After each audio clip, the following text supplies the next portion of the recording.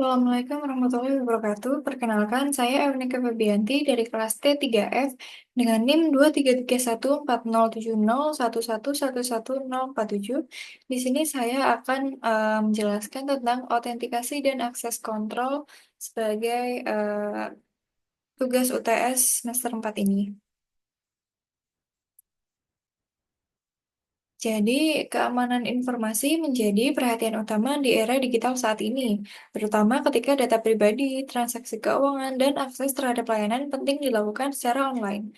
Dalam arsitektur keamanan sistem, autentikasi dan akses kontrol merupakan komponen kunci. Tanpa autentikasi dan kontrol akses yang kuat, sistem menjadi rentan terhadap berbagai ancaman seperti penyusupan, pencurian data, dan penyalahgunaan akses. Oleh karena itu, memahami konsep dan penerapan autentikasi serta akses kontrol adalah langkah awal dalam membangun sistem yang aman. Apa sih autentikasi itu? Jadi, autentikasi atau authentication adalah proses verifikasi identitas pengguna atau entitas yang mencoba mengakses suatu sistem, layanan, atau sumber daya. Tujuannya adalah untuk membuktikan bahwa seseorang adalah benar dirinya, jadi bukan peniru atau pihak lain. Autentikasi ini terjadi sebelum akses diberikan dan menjadi langkah awal dalam proses keamanan informasi. Contoh sederhananya yaitu yang pertama, login ke email menggunakan username dan password, kemudian memindai sidik jari untuk membuka smartphone. Jadi, ada 3 metode autentikasi. Yang pertama yaitu autentikasi berbasis sesuatu yang diketahui atau knowledge base. Pengguna memasukkan informasi yang hanya diketahui oleh mereka, seperti password atau PIN. Kelebihannya mudah diimplementasikan, dan kekurangannya rentan terhadap serangan seperti brute force atau pencurian password. Yang kedua yaitu autentikasi berbasis sesuatu yang dimiliki atau possession base.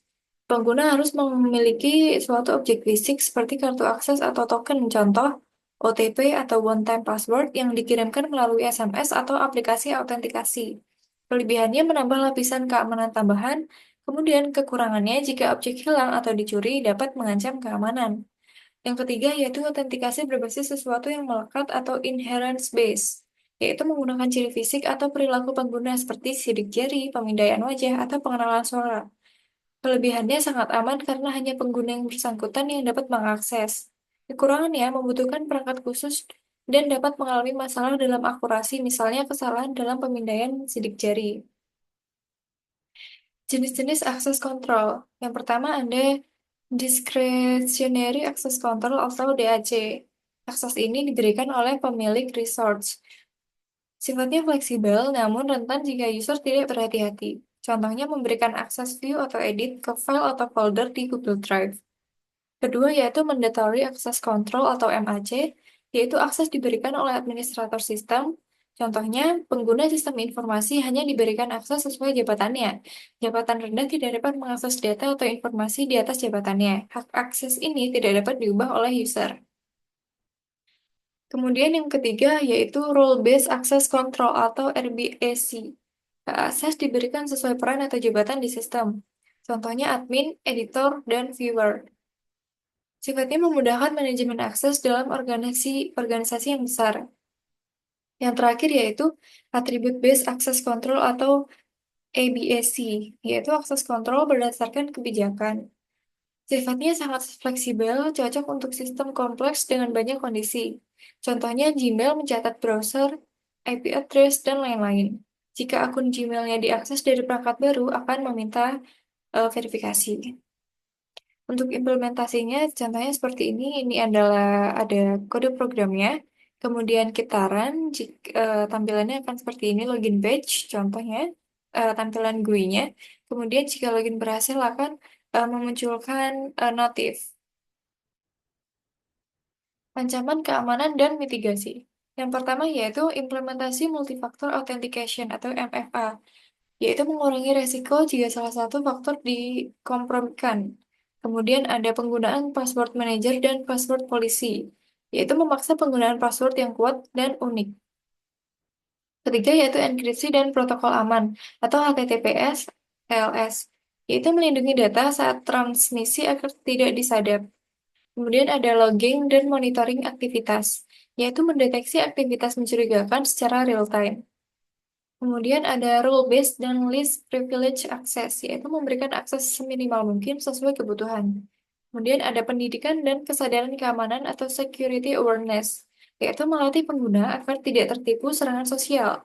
Kemudian yang terakhir ada patch management dan update berkala, yaitu menutup celah keamanan dari perangkat lunak yang rentan. Kemudian, terima kasih. Ini kita coba implementasikan dari kode programnya. Itu ya di sini sudah ada kode program jika kita ingin mencoba mengerun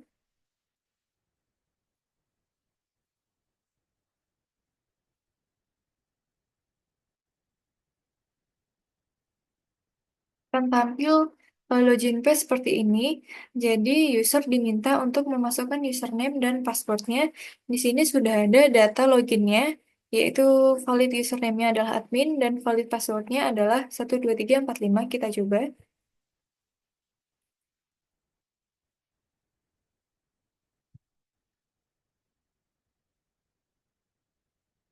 Jika login berhasil akan tampil notifikasi selamat datang admin. Kita coba kalau passwordnya salah, kita coba 123 saja. Kita coba login, akan tampil notif username atau password salah. Kemudian saya akan menjelaskan pada programnya, yaitu di sini kita diminta untuk mengimport Tekintar dan import message box ini.